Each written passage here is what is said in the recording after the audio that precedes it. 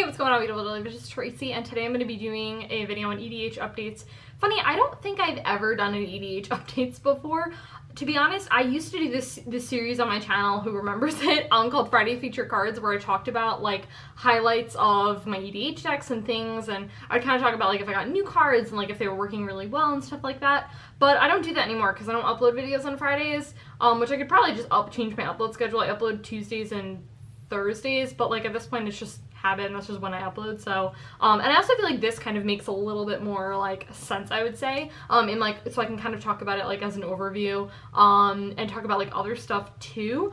But I have a couple of EDH decks. I'm gonna be talking about all of my EDH decks except for one, my Angels deck, because I honestly haven't changed any. I think I changed like one card.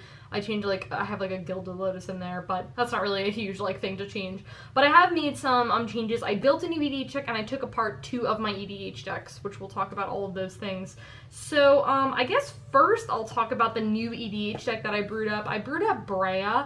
I feel like I wanted a deck that was just kind of different from anything I've ever really done before, and I had kind of been wanting to build a new EDH deck, but I wasn't sure, and I didn't want anything similar to what I already had. I have a lot of like these aggressive kind of creature strategies, and I didn't really want to do that again. And what I really like about Brea is it does a lot of different things.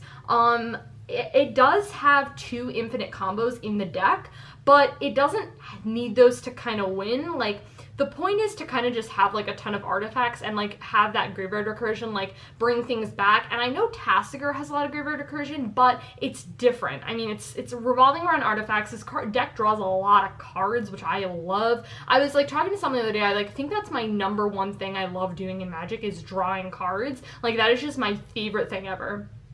The two infinite combos I have in the deck is the Thopter Foundry combo with Sword of the Meek and Thopter Foundry.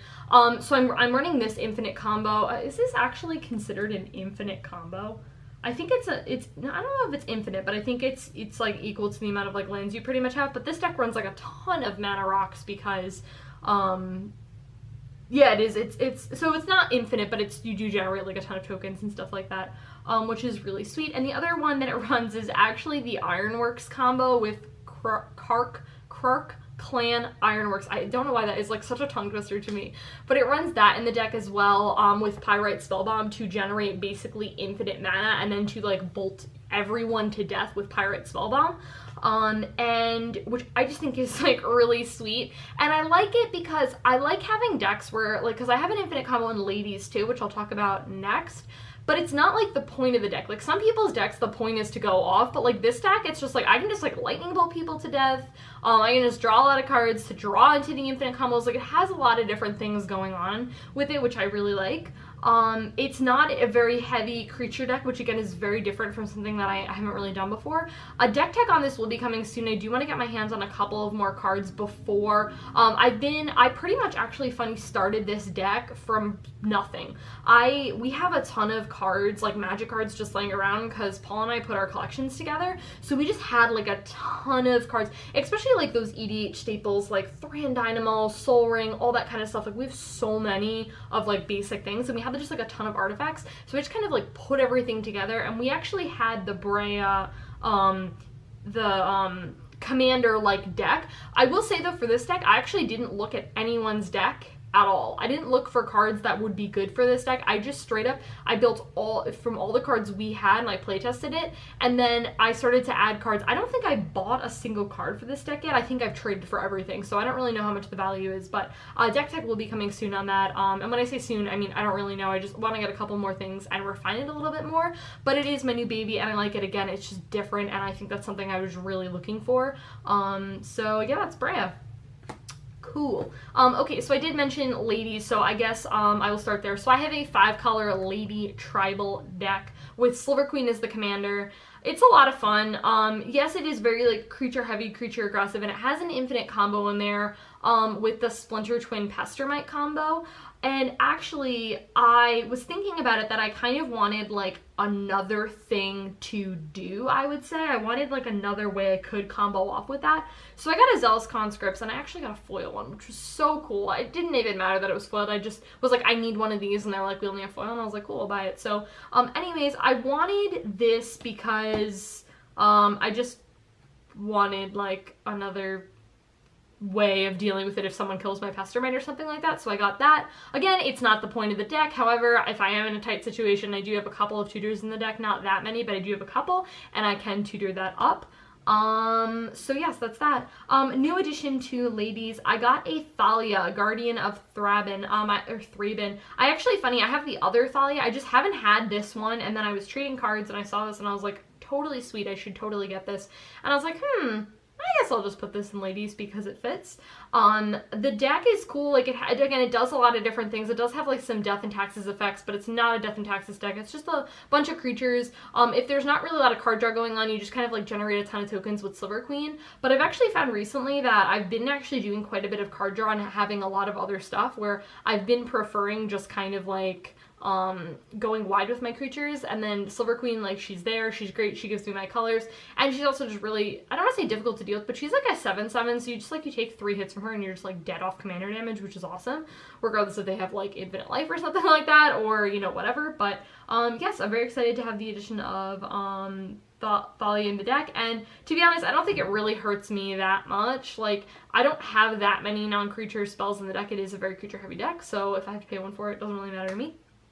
Okay, and then this other edition, I was looking at cards, I don't remember, like, where, and, Vila the Nightclad, I feel like no one knows what this card does, but I threw it in the deck, and I actually haven't gotten the chance to play with it yet, because I just haven't drawn her, but I'm very excited to. She's kind of a lot of mana. She's, 6 mana for a 4/4, but she's got Intimidate, and other creatures have Intimidate. And then when she or another creature you control leaves the battlefield, each opponent loses 1 life. I thought this card was just really interesting, and I don't really know how it's going to play out. It may just be something that I cut later on, but I do really like it. I also really love the art on this card. I think it's really beautiful, and very, very cool lady. And yeah, I just kind of threw her in there. We had one laying around. This card's like 30 cents, and I was like, hey, she's really cool. I think it'd be really cool to, like, build a commander deck around her too. So I just kind of threw her in there. Haven't really had a chance to play with her, but Intimidate seems really strong. So, yeah. Cool beans. Okay, now let's talk about Omnath. I have Angry Omnath, which I love. One thing I really like about this deck is it's a very easy deck to pilot. It's really good for new players, and it's also very inexpensive. Like, when I started building the deck, like, you could build this deck and make it like $70. It's very, very cheap, which I really like. And it just goes wide. If someone blows up the board or you blow up the board, you don't really care. The deck just does one thing, and it does it very well. But I don't really get tired of playing it. Like, if I play it once and I go off, and I kind of do this anyway, like, I won't really play it again. I very rarely do that with my EDH decks, I will say. Like, I pretty much will, I'll change my deck up if, again, like, I just won with the deck, or we had, like, a good game of Magic, but if, like, I didn't have a good game of Magic, or, like, I didn't really draw well, or someone killed everyone on turn 3, I'm like, okay, I'll play the deck again. But Omnath is one of those decks that, like, I can't play, like, 5 times in a row. Like, I'm just kind of like, okay, sweet. Like, there's some of these decks, like, Brea is really cool because, like, I can do so many different things with that deck, and, like, I just think that's really cool. But this deck's super linear, if that makes sense. It's not to say that it's bad, I still like that. But I got a couple of new cards for this deck, and I'm really excited about them. I first got, these cards are actually really similar, so we'll talk about them back to back. First we have Crop Rotation. I don't have recursion on my lands, because to be honest, I don't really have a lot of room in my deck. I don't really have a lot of slots. And I didn't really want to, like, do the whole thing with recurring lands because I don't have that many ways, but the real reason this is in here is because it gets me any land card. My main thing I would say with this that I'm probably going to get is Valakut. I've honestly thought about putting Scapeshift in here. I'm going to be completely honest. I'm thinking about it. I just think it'd be a really sweet thing to throw in this deck and be a really sweet, I don't want to say auto win, but, like, you know, it would be a really sweet win. Anyways, yeah, I like that. I also like that it's instant speed and it's only 1 mana. I really like the fact that with Crop Rotation too, I can do it and then I can play that land for a turn and then, like, sack it and then get another trigger for Omnath, which I really like. So far, so good. I think I've drawn that card, like, once.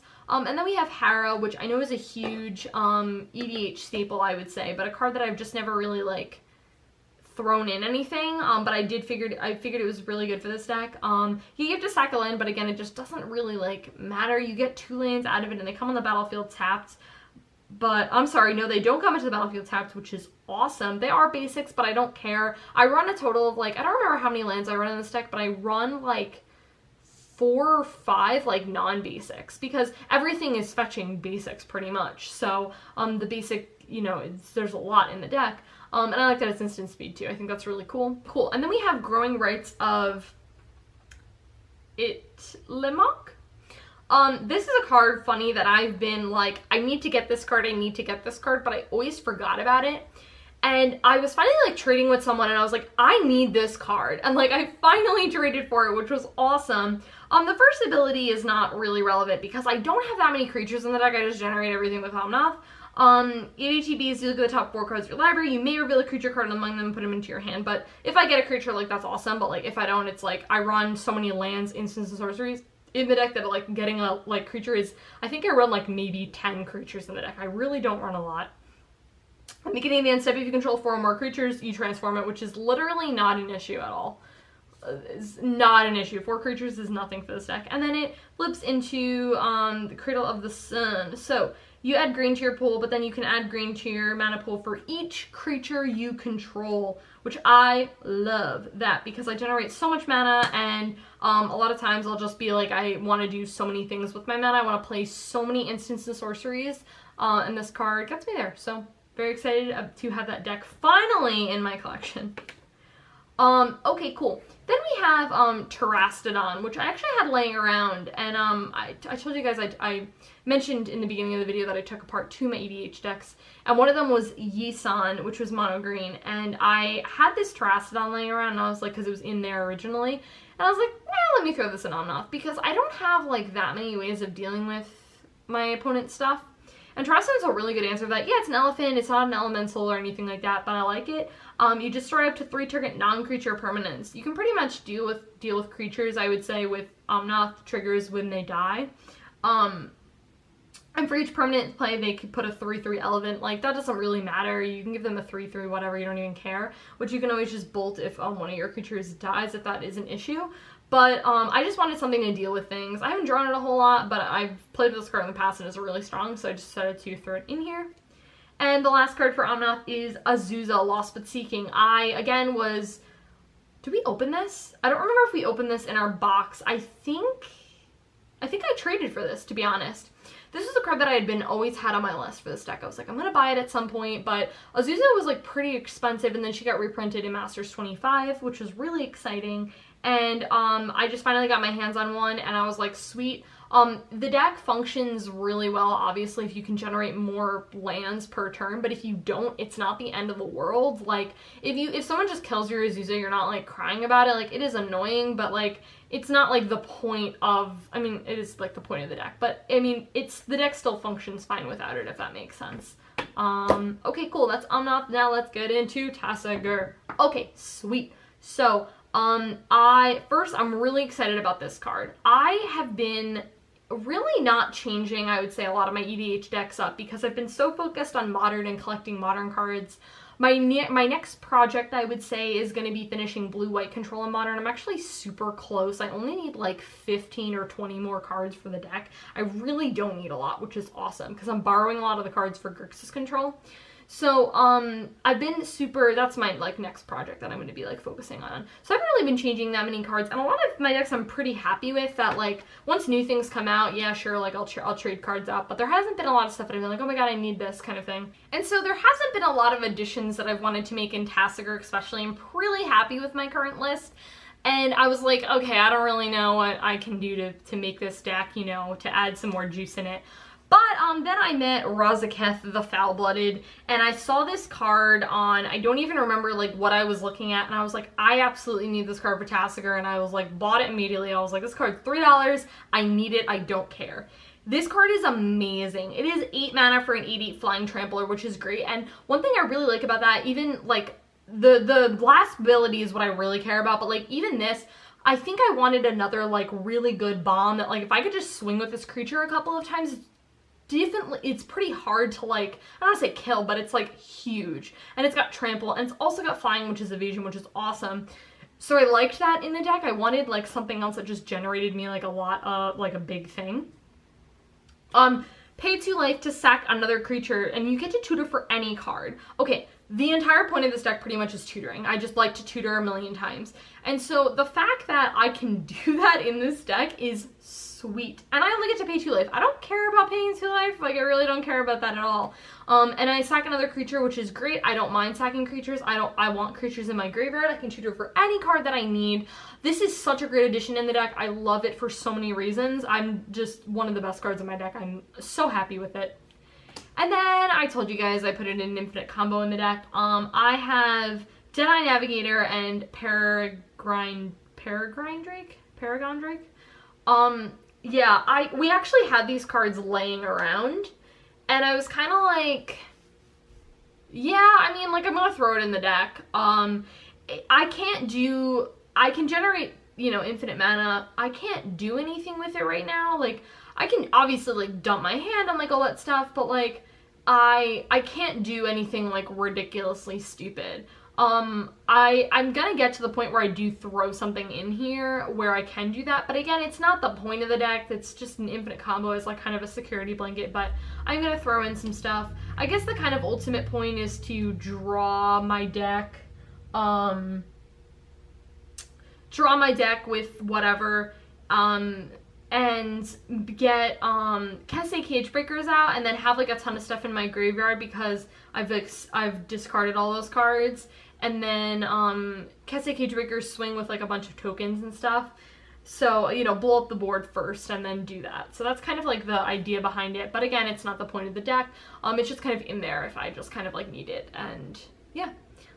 Cool. Okay, that's that. That's Tassadar, and now we'll talk about the 2 decks that I disassembled. The first is Yusan, which I had, and I was like, I just didn't find myself playing it. That deck was super repetitive. I felt like every time I played Yusan, I was doing the same thing. I was tutoring for the same things, and it wasn't on purpose. It was just like, that's just what the deck did, and it did it well, and I felt like a lot of those other drops in there, like, didn't really need to be there. Like, I feel like I was, like, only needed, like, 15 cards in the deck, and the rest were just useless, if that made sense.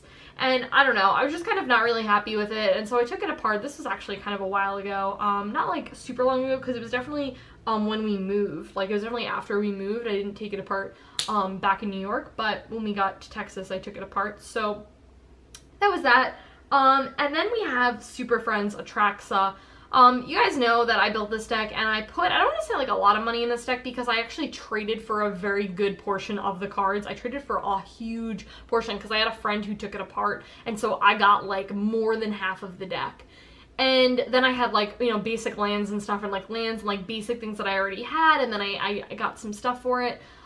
I don't know, guys. I just wasn't finding myself playing it. I like the fact that it's different, but I find that people target you way too much with the deck. A lot of people were like, you're playing Super Friends. I felt like, too, the deck doesn't have enough, like, protection. Like, I think it just kind of opens itself up to a lot of, like, attacking at your planeswalkers. And I just found, like, it was powerful, but, like, if people are just, like, slamming on you, targeting you, which makes sense, it's just really hard to win. And I don't know, I guess I found myself, like, not really having that much fun with it anymore, so I actually need to, I think today I'm going to take the deck officially apart. Like, I've had the deck, but I just haven't been bringing it places. I'm going to take the deck officially apart and put the pieces in my binder that I don't want, because there's quite a lot of cards that, like, I'm not going to use in anything else, like the Oaths and, like, stuff like that.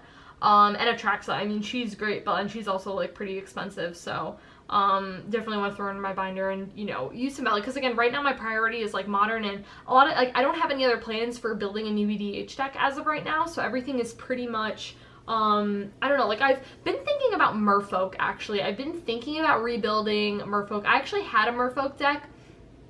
It was a Farah. It was blue-white, which I like, and again, I think that color combination, like, is nice. What I like about Brea too is the fact that it's not green, and I feel like I run green in a lot of my decks. I run it in Tassadar, it's in Ladies, but that's 5 color, and Omnath, so I like the fact that this was a little different. And white's, like, one of my favorite colors, so I don't really know. Nothing has really stuck out to me. Honestly, I was thinking too of doing, like, a Voltron type deck. I think there's a lot of really sweet, like, Voltron commanders that I can do.